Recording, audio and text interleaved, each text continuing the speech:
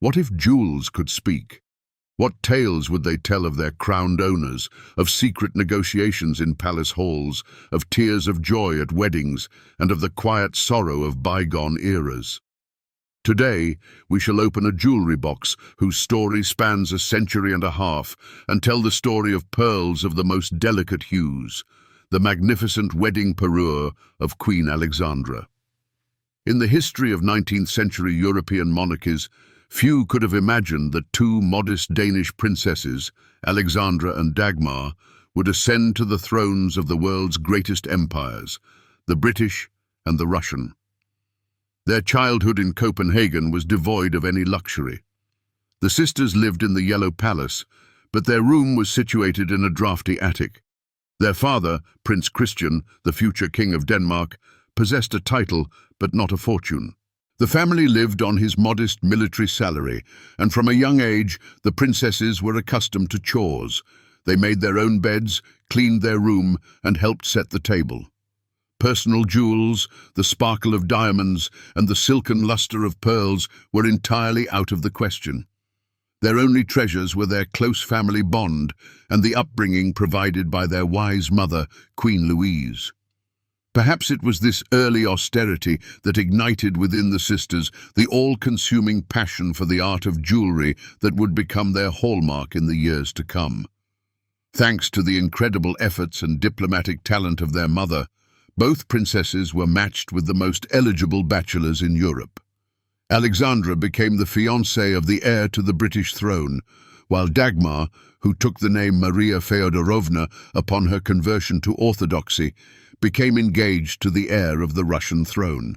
Upon marrying, they finally had the opportunity to satisfy their hunger for jewels, amassing collections that would become legendary. Separated by thousands of miles, they maintained a tender sisterly friendship, exchanged frequent letters, shared advice, and, of course, engaged in a quiet rivalry over the splendor of their gowns and the brilliance of their jewels.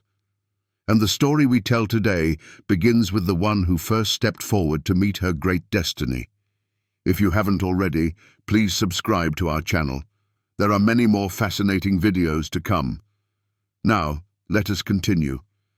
Princess Alexandra was the elder, and her marriage came first. A decisive role in her fate was played by one of the most powerful women in the world, Queen Victoria. Her eldest son and heir, Albert Edward, the Prince of Wales, known to the family as Bertie, was her constant source of vexation. Spoiled, willful, and incredibly charming, he had led a dissolute lifestyle from his youth, collecting scandalous affairs and becoming a fixture in the society pages, much to the stern Queen's despair. Victoria was firm in her belief that only marriage could settle her wayward son. The search for a bride proved to be an exceedingly difficult task. The Queen initially sought a match among the wealthy and influential German principalities, but Bertie's ill repute preceded him. One after another, German princesses, aware of his philandering nature, declined the dubious honor of becoming his wife. The prospect of one day becoming Queen of the British Empire could not outweigh the certainty of a constantly unfaithful husband. In her desperation, Victoria turned her gaze toward modest and impoverished Denmark. Through a relative who personally knew the Danish royal family, Victoria secretly requested a photograph of the eldest daughter, Princess Alexandra. Upon receiving the picture, the Queen was captivated. The young woman was not merely beautiful. An accompanying letter described her as kind, modest, impeccably mannered, and possessed of a gentle, agreeable nature. Victoria knew she had found the ideal candidate. Bertie and Alexandra's first meeting was arranged to appear as a chance encounter. They met in Germany, and according to the recollections of contemporaries, the young and naive princess believed for many years that it was a fortunate coincidence. She was not even suspicious when, before this accidental meeting, her relative insisted she wear her finest dress. In truth, the entire event was meticulously orchestrated by Queen Victoria. But the gambit paid off. The lively, sweet, and unaffected Alexandra, who possessed her family's gift for charming people at first sight, appealed to the prince. Furthermore, Bertie himself had recently endured a painful breakup and, weary of his own escapades, was ready for a change. In September of 1862, he made a formal proposal to Alexandra. Preparations for the heir's wedding were conducted on a truly imperial scale, and of course, the prince prepared gifts for his bride worthy of a future queen. One of the most precious and significant was a magnificent pearl and diamond suite that would become known to history as Queen Alexandra's wedding parure. Accompanying documents specifically noted that the commission was placed by Prince Bertie himself with the jeweller Robert Dudley, and that the entire creation process, which took more than half a year, was under his personal supervision. When the tiara, necklace, brooch and earrings were ready, they were placed in a lavish, dark blue, velvet-lined box and presented to Princess Alexandra just before the wedding. It was more than a gift. It was a promise of a new, brilliant life. Even before the general public could behold these treasures, enthusiastic rumors circulated throughout London. Newspapers vied with one another to describe the prince's gift, attempting to convey its magnificence in words. Journalists wrote that the necklace consists of 8 magnificent pearl clusters with pendants, each surrounded by a spray of diamonds. The brooch was described as a composition of 3 large pearls framed with diamonds, with 3 pendants in the form of drop-shaped pearls, noting that the 2 central pearls were unrivaled in their beauty and purity. It was emphasized that the Prince of Wales had personally selected the most exquisite pearls of the softest hue and diamonds of the first water for the gift. Let us examine these works of art more closely. The necklace, known as the Rundle Choker, is a virtuosic creation. Its design features alternating diamond clusters from which 8 pendants descend. Each pendant is crowned with a large, perfectly spherical pearl, from which a cascade of smaller diamonds flows, culminating in a large, drop-shaped pearl. The pearls used in the parure possess a warm, creamy pink hue that perfectly complemented Alexandra's delicate complexion. The old-cut diamonds softly refract the light, creating not a dazzling glare, but rather a delicate, shimmering radiance. The brooch and earrings are crafted in the same style, echoing the motif of pearl clusters in a diamond setting. The brooch features a large central element from which 3 diamond branches diverge, each topped with a pearl, along with 3 drop pearl pendants. This substantial yet graceful ornament was designed to be worn at the center of the bodice, as was fashionable in the Victorian era. However, there is a curious detail to this story. The jeweller Robert Dudley crafted the necklace, brooch and earrings for the princess. But the tiara now associated with this suite was, in fact, created by a different master. It was not an ancient heirloom, but a new piece commissioned especially for the wedding from the official crown jewelers, the House of Garrard. And its design was rich with profound symbolism. The central motif of the tiara was the heraldic Prince of Wales's feathers, the emblem of the heir to the British throne. 3 stylized ostrich feathers, rendered in diamonds, form the tiara's peaks. Each feather is adorned with a large, pear-cut diamond pendant that would swing with the slightest movement of the head, creating the effect of a living flame. The base of the tiara was studded with large, round-cut diamonds. Thus, the tiara was not merely a beautiful adornment, but a direct proclamation of Alexandra's new status as the future Princess of Wales.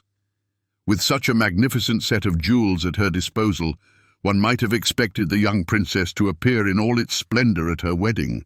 Yet, on the most important day of her life, the most prominent element of the parure, the tiara, was not worn. Why did she forego such a symbolic adornment? The answer lies in the subtleties of court etiquette and the influence of her powerful mother-in-law. Alexandra's arrival in London was met with unprecedented enthusiasm. Crowds of people filled the streets to welcome the Sea King's daughter, as the English had nicknamed her. The wedding, which took place at St. George's Chapel in Windsor Castle, was magnificent, attended by numerous relatives from both sides, including, of course, the young Princess Dagmar, who had come to congratulate her sister. For the wedding ceremony, Alexandra wore the necklace, earrings, and brooch gifted by her fiancé.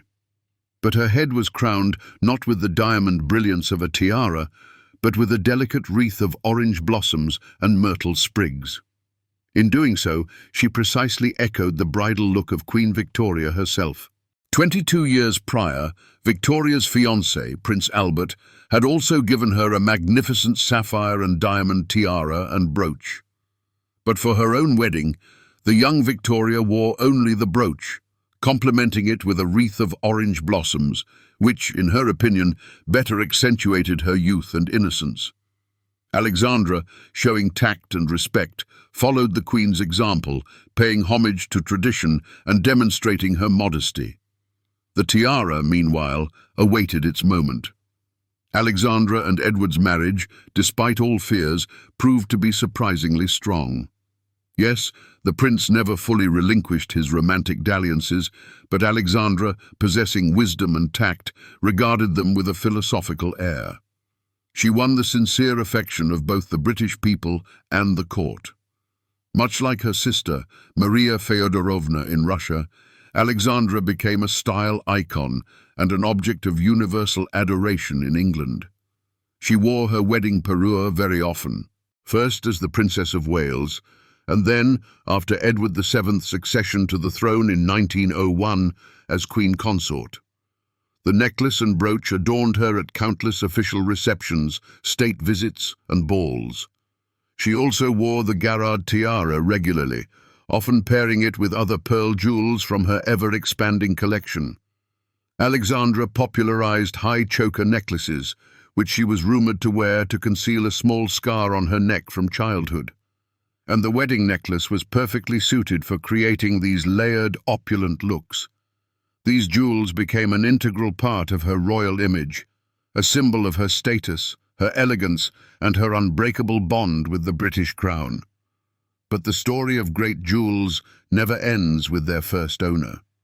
They become silent witnesses to the changing of generations, passing the baton of royal authority. What became of the magnificent parure after Queen Alexandra's death in 1925? The fate of the suite was divided. The Prince of Wales's feathers tiara was inherited by Alexandra's eldest daughter, Princess Victoria, who never married. Following her death in 1935, this historic piece was sold, leaving the British royal family's treasury forever. Its current whereabouts are unknown. The necklace, brooch, and earrings, however, began their journey down the direct line of succession.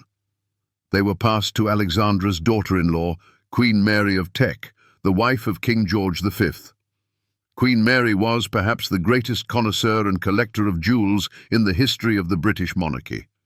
She possessed an encyclopedic knowledge and impeccable taste, and the fact that she kept the parure in her personal collection speaks to its supreme value, not only material, but historical. From Queen Mary, the jewels passed to her daughter-in-law, Lady Elizabeth Bowes-Lyon, the wife of King George VI, who would become known to history as the Queen Mother.